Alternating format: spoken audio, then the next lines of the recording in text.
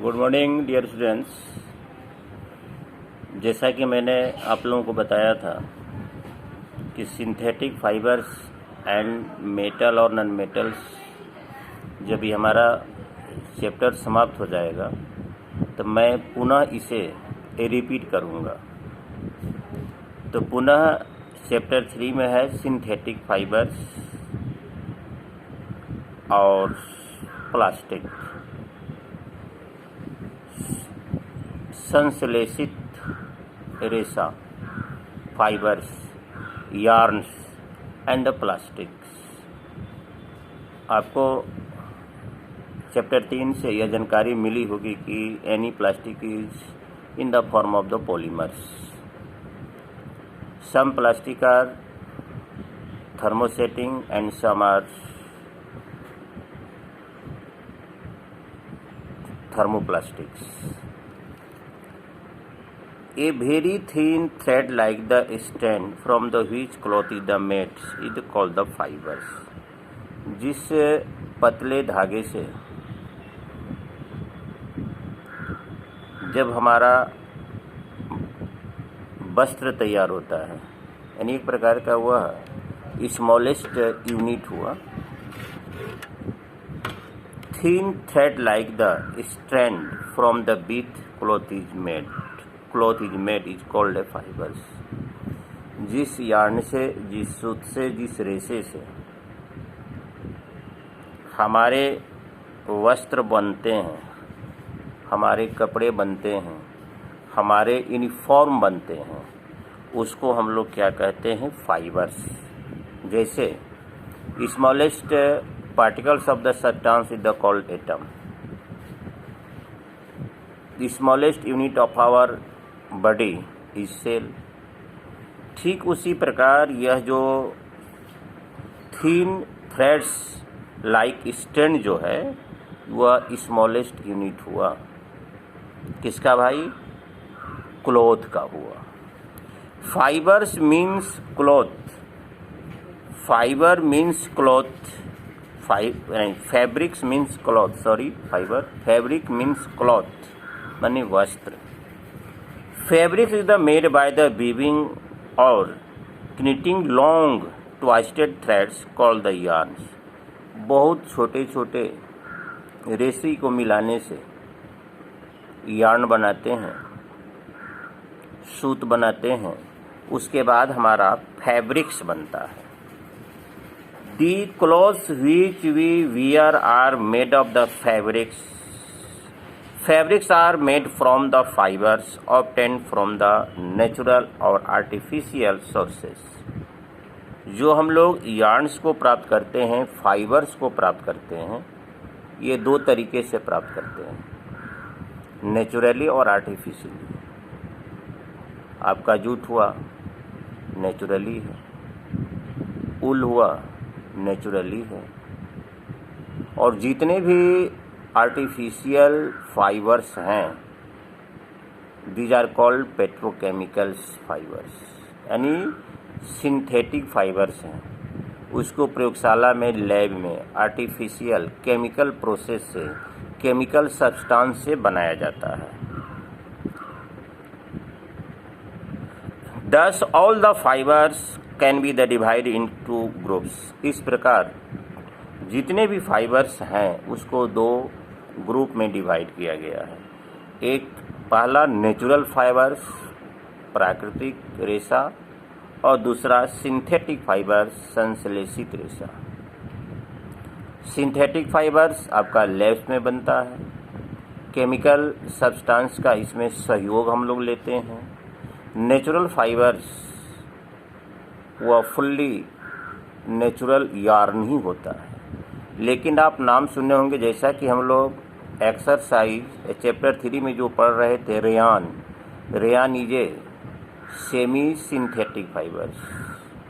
उसमें कुछ natural substance होते हैं और कुछ ह्यूमन मेड सब्सटेंस होते हैं। रेयान ही एक ऐसा फाइबर्स है जो कि सिल्क के समकक्ष में माना जाता है। सिल्क की जितनी प्रॉपर्टीज होती हैं वह मिला जुलाकर रेयान में मिलती है।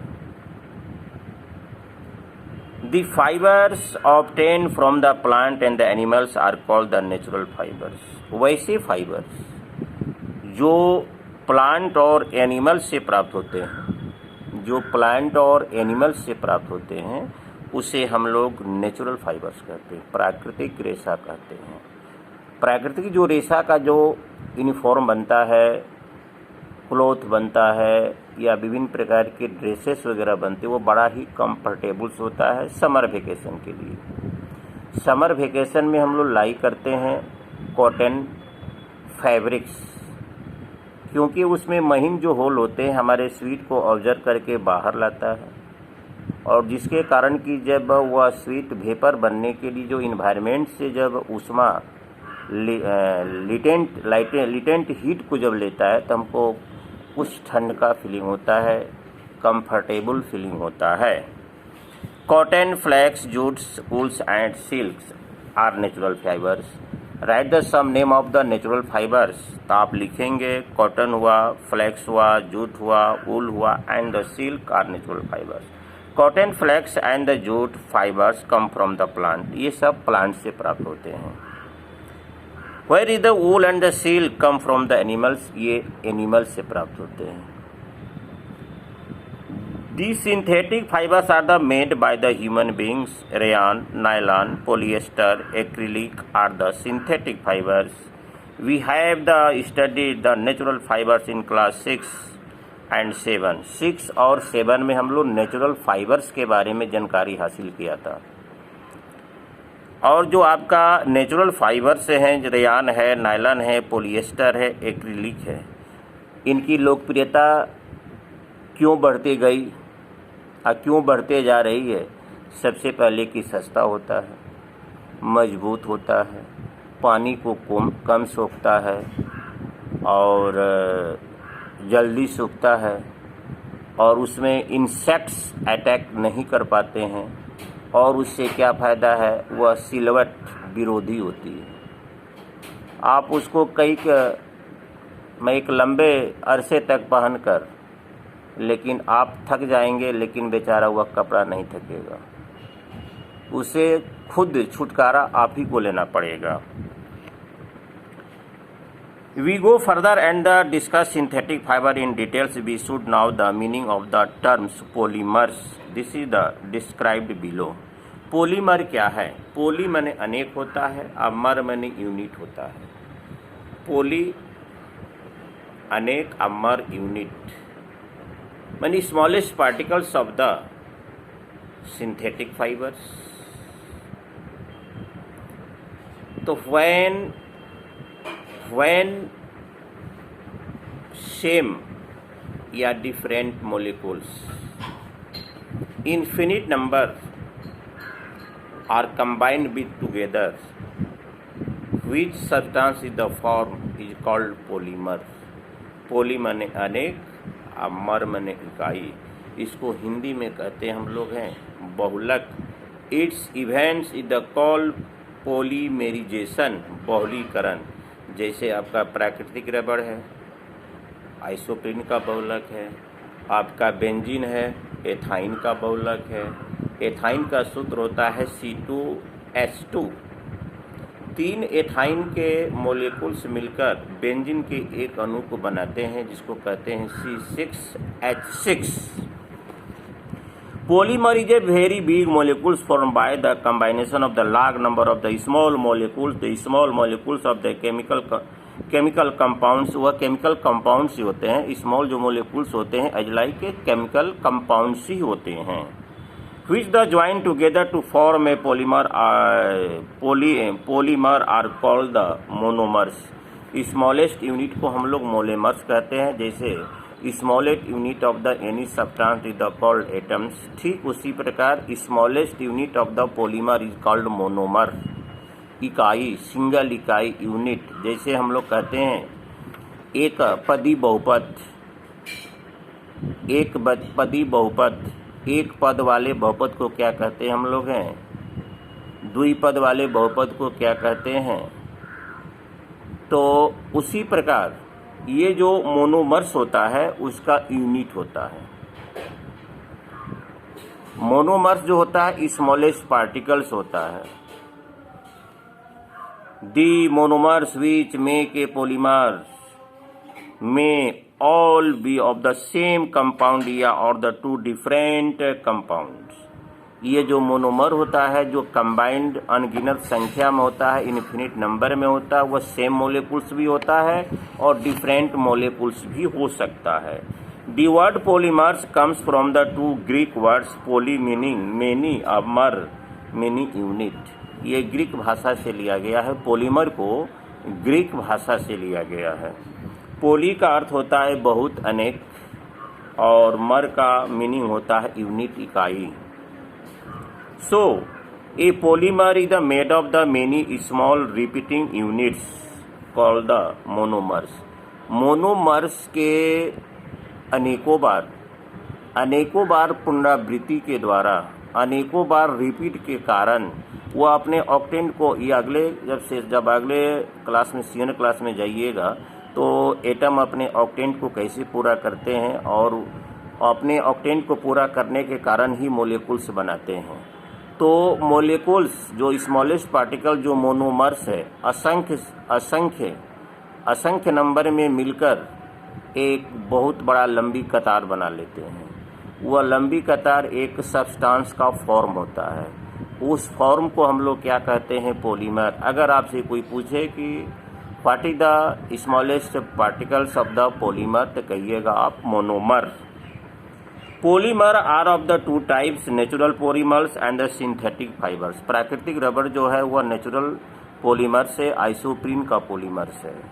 और आपका जो जैसे आपका नायलॉन हुआ, टेफ्लॉन हुआ, प्लास्टिक वगैरह हुआ, ये सब आर्टिफिशियल पॉलीमर हुआ। ये हम लोग आपका एक्सपेरिमेंट करते हैं, उसे ऑब्जर्वेशन करते हैं, केमिकल सब्सटेंस को इकट्ठा करते हैं, तब लैब में हम लोग बनाते हैं। Cotton, wool and the silk are the natural polymers. For the example, cotton fibre is the made of the natural polymer called the cellulose. जो आपका कॉटन है वह सेलुलोज से बना होता है, वह नेचुरल फाइबर्स होता है। Cellulose soft part of the plants, जिसको कहते हैं हम लोग पल्प, गुद्दा, उसको क्या करते हैं हम लोग, डिजोल्व करते हैं हाइड्रोक्साइड में, और उसके बाद वह विस्कोस बनाता है। विस्कोस को क्या करते हैं, एक फिल्ट्रेट में डालकर वैसे कंटेनर में डालते हैं जिसके उसमें सल्फ्यूरिक एसिड भरा होता है। जब प्रेशराइज करके उस होल से वह बाहर जाता है तो वह एक यार्न देता है, जिसको हम लोग कहते हैं रेयान कहते हैं। तो चूंकि रेयान में दो तरह का सब्सटेंस हुआ, नेचुरल भी हुआ और आर्टिफिशियल हुआ। नेचुरल हुआ आपका सेलुलोज और आर्टिफिशियल हुआ सल्फ्यूरिक एसिड, इसलिए इसको हम लोग कहते हैं semi synthetic fibre. Cellulose is the polymer which is the made of the large number of the small glucose molecules, glucose unit obtained joint one another the others. The walls of all the plant cell are the made of the cellulose. जो उसका walls होता है plant का वह cellulose का बना होता है। So wood contains a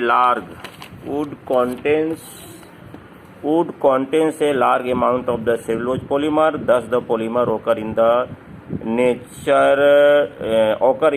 nature too. Nylon, polyester, acrylic, polythene, polyvinyl chloride, bakelite, melamine are the synthetic polymer. जितने भी ये प्लास्टिक के रूप है ये सब सिंथेटिक फाइबर के रूप हैं। इसमें कुछ थर्मोसेटिंग प्लास्टिक है, कुछ थर्मोप्लास्टिक है। नायलॉन भी सिंथेटिक फाइबर, पॉलिएस्टर भी सिंथेटिक फाइबर, एक्रेलिक भी आपका वही हुआ, और पॉलीविनाइल पीवीसी जो कि थर्मोप्लास्टिक होता है, बेकेलाइट, मेलामाइन थर्मोसेटिंग प्लास्टिक होता है। Different type of the molecules are the combined alternately to the form long chain. ये दो तरह का जो पॉलीमर बनता है, जो इसका स्ट्रक्चर होता है, जो इसका बेसिक इंटेचर होता है, दो तरह का, एक लाइनर चेन होता है, एक क्रॉस चेन होता है।